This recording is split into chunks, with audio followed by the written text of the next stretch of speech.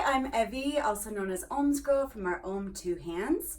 And the motto is the holistic, sustainable, abundant intentions and actions. And today we're focusing on holistic health with my really good friend Adrienne. And Adrienne Chan is a TCM doctor, so traditional Chinese medicine doctor. So I'm really honored to be able to interview her today.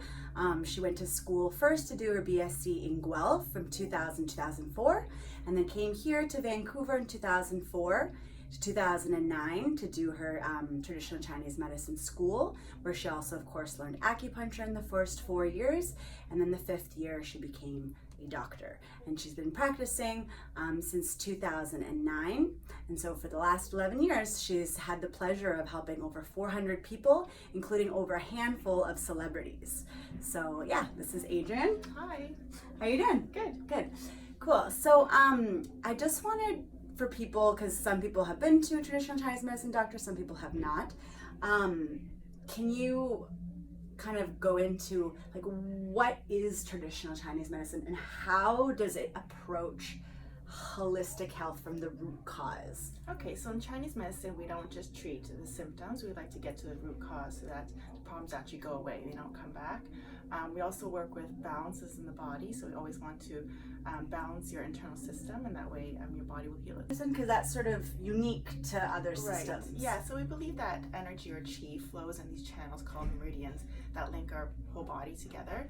And so if there's a blockage in this energy flow, then there's problems and you'll feel discomforts. And so the whole process of Chinese medicine is to get the qi flowing. So if there's no blockage, no issues. Wow. And how does acupuncture or traditional Chinese medicine herbs help like relieve some of the blocks or like open up the pathways? Yeah, so herbs are kind of like eating a healthy diet. Herbs are a bit stronger than healthy food. So it just helps with balancing from the internal system so that the problems, like if you have skin issues, then if you balance it inside, then it reflects on good skin and good health. Which everybody wants nice skin. Yeah. So is that one of the common reasons people come to you, is like glowing skin? That's one of the common things. I most commonly treat stress. That's my favorite thing actually to treat. Oh, okay. Pain, fertility, acne, insomnia, hay fever, and weight loss. Cool. I like that. Oh yeah, and then so you do the bee shots too for weight loss. Yeah. Is that what all traditional Chinese medicine doctors do, or that's kind of your that's unique? my more nutrition aspect comes in. Okay. Some people just want some quick vitamins injected in their system really quickly, and it gives them more energy. It helps with depression, weight loss, helps your eyelashes grow longer. You said after birth too sometimes, right? Yeah, I did it after birth, and it just helped me feel not so bloated and help with my hair growth back and my skin and energy. I was really tired. And it helped you to give you more energy? Yeah. Yeah, that's cool. And what originally, like I kind of know, but for the interview's sake, what originally brought you to want to be a traditional Chinese medicine doctor as opposed to going a different path, like say, allopathic or Western medicine, or being like a naturopath or nutritionist? Right. What really kind of drove you to want to? Right. Yeah. So when I was little, I had menstrual problems, and so my mom brought me to a Chinese medicine doctor, and it helped. Like I had first-hand experience of the benefits of Chinese medicine, and I also just like how it actually resolves the issue instead of just like masking the symptoms. Yeah. So when people come to you, if you end up helping their acne or their stress or fertility and these kind of things, then do you still have reoccurring patients, or what would they come to? It's because stress kind of, no matter what, there's always outside. There. Yeah, so Chinese medicine is more preventative, so it's like diet and exercise. You don't just exercise when you have an issue or eat well when you don't feel well. So with Chinese medicine, it's preventative. So some people actually schedule in like every 3 weeks for the whole year. And then I see a lot of younger people come in, which is really exciting because they're more aware of self-care and being preventative. So that's really exciting. Yeah. Is that one of the big demographics, is like younger? Yeah, younger people actually. And they don't have major issues. A lot of it is like stress with their job or relationship and or school maybe something. Yeah, exactly. Students as well. Yeah. And what about the relationship of the gut or the liver? Right. Because I know from a nutritionist perspective, the gut seems to be, like 80% of the immune system's in the gut. And as far as I understand, but I haven't studied Chinese medicine, I was asking you a million questions. But I think that the derivative of that was from traditional Chinese medicine or Ayurvedic, is that focus and that Right. attention to the gut and the Yes, liver. yes. In Chinese medicine, we believe there's this digestive fire from our middle burner, and we want to keep that fire going. Otherwise, we would feel imbalance and disharmony in the body. So you always want to eat really clean, not too cold, not too hot. Like you want to balance, so that things work optimally. Otherwise, you'll feel sluggish. Mental clarity won't be very good. Mm-hmm. Yeah. So, because I know you've told me before that I need to eat like warm and cool and neutral foods, but are some people kind of naturally more cold and then they need to eat like hot foods? And hot, it's not necessarily hot as in like warm soup, but it's hot as in like turmeric is hot, I think. Right. And like what's cold? Bananas are cold? Bananas, cucumbers. Yeah, we focus on the energetic qualities of food, and everybody has different constitutions. So not a cold salad is good for everybody, and not soups and hot spicy food is good for everybody. So if you're on the hot constitution, you want to kind of cool your body down. So the goal is to have balance, so neutral. So if you're too hot, you gotta eat more cold. If you're too cold, eat more hot. So is that why some people maybe their constitution's hot, so then eating like for them personally more of a raw food diet may be good for them? Yes, exactly. Where some people might eat like vegan raw, and for their constitution it might be too cold. Exactly. Yeah. Right. Yeah.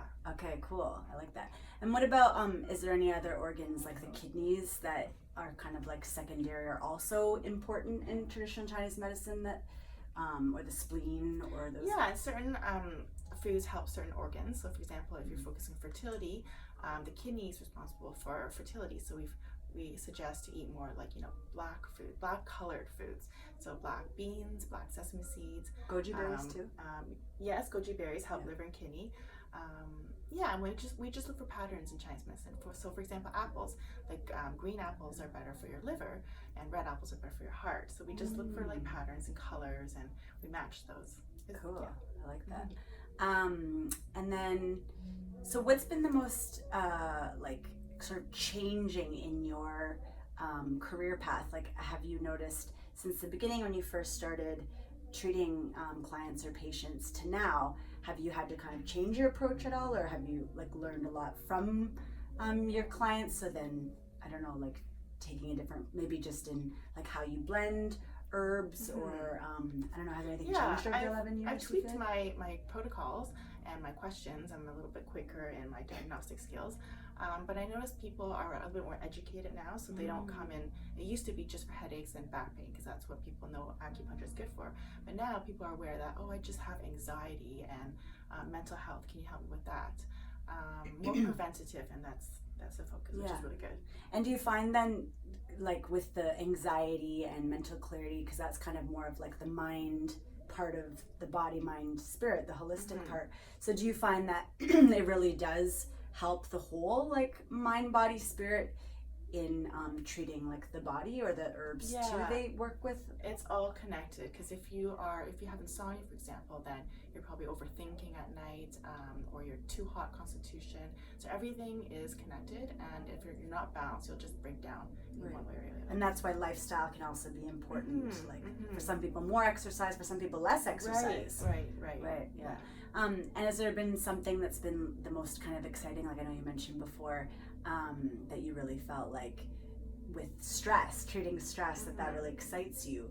Like, what about it is it that excites you, or is there a certain moment, like obviously you can't talk about the person or the client, but just in general that kind of you saw like the most transformation, or something that really kind of makes you just really love your job? Because I know you love your job. Yeah, I feel it's a connection with people, and how they feel excited for their appointments, and they want to come, and they always feel better walking out. And I feel it's transformative. I can see it in their face right after the treatment, and just how they look forward to it. It's like their self-care, their hour to themselves, and it's the connection, I think, that's key.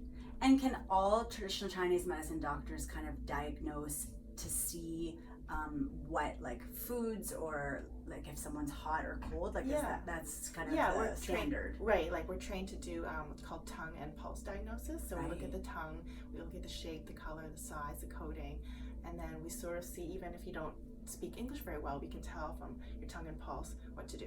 Cool. And that connects to the meridians? Yeah. Right. Cool. So what would be your advice to someone who has never been to traditional medicine doctor, TCM, to kind of, either for preventative or if they have, some major gut issues or endocrine system, how does someone find like the best fit for them? Yeah, just keep an open mind, and the more relaxed you are, the more effective it is, and you just will feel a connection to the practitioner. And there might be instances where that person's not right for you, and there's lots of practitioners now that you can just find your way through and just feel comfortable with something you can open to and relax. Yeah, and there's, I guess, a lot of reviews too and stuff like yeah, that. there's Google reviews and stuff. Yeah, cool. Well, thank you so much for the welcome. interview. Thank you so much. Thanks for also, this video screen was a little whatever, but it's the first. Yeah, totally, right? It's the first interview, so I really hope you enjoyed it. Thank you so much for joining me. Have a great day.